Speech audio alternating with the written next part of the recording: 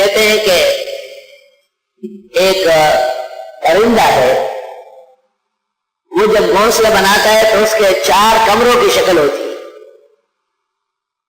ایک میں وہ اور اس کے ساتھ اس کا میاں دونوں بیٹھتے ہیں، ایک میں انڈے دیتے ہیں، نمبر سے اس پر بیٹھ کر اس کو سیکتے ہیں گرم رکھنے کے لیے،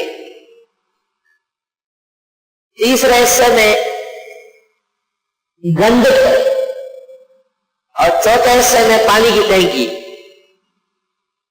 اس پرندے کو کاٹتے اور اس کے بچے کھانے کے لیے ایک سانپ درخت میں چڑھتا ہے۔ وہ سانپ جب اس گھونسلے تک جاتا ہے تو سانپ کی عادت ہے وہ سیدھا رگڑتا ہے، تو وہ گندک پلاسٹک وہ آگ لے لیتا ہے، سانپ ڈر جاتا ہے یا جل جاتا ہے، نیچے گر جاتا ہے۔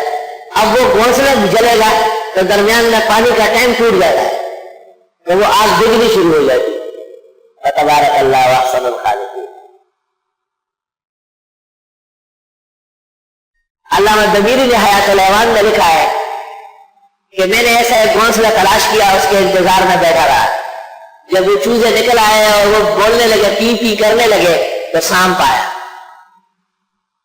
اور سانپ اتنی مہارت سے آیا کہ وہ اس شاخ پر رگڑ کے نہیں جا رہا تھا، اس کو پتہ تھا کہ آگ لگے گی، وہ اوپر سے لٹک رہا تھا۔ ان پرندوں میں سے ایک پرندہ موجود رہا، دوسرا چلا گیا، اور بغیر تاخیر کے شکرے کو لے آئے، اتنے بڑے باخے کو، شکرے کو، اور شکرے سے آگے آگے آ رہا تھا۔ شکرے نے آتے ہی سانپ کو پکڑ لیا اور فضا کے اندر اس کو ٹکڑے ٹکڑے کر کے نیچے پٹک دیا۔ پھر اس شکرے کو چھوڑنے کے لیے تھوڑی دیر کے لیے یہ دونوں چلے گئے، پھر اس کا شکریہ ادا کر کے واپس آ گئے۔ اللہ تعالیٰ نے اس طرح اپنے دشمن سے ان کو نجات کے طریقے تعلیم فرمائے۔ الحمدللہ رب العالمین۔ محتمل دارالعلوم دیوبند حضرت مولانا قاری محمد طیب صاحب رحمۃ اللہ علیہ نے ایک دفعہ ایک دینی مدرسے میں تقریر کے دوران کہا کہ ڈاکٹری، انجینئرنگ، یہ تمام چیزیں حیوانات میں موجود ہے،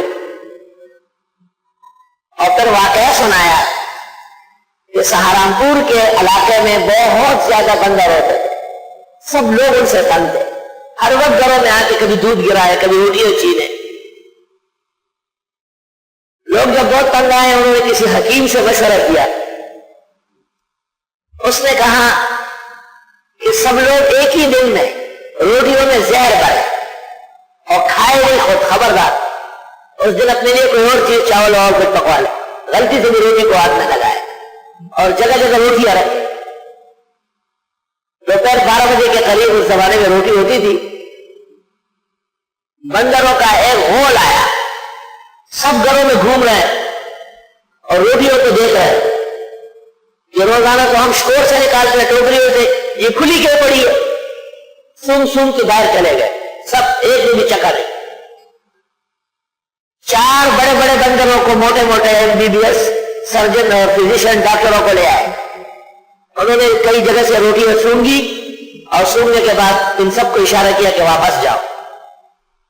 پورا علاقہ سہارنپور حیران ہے۔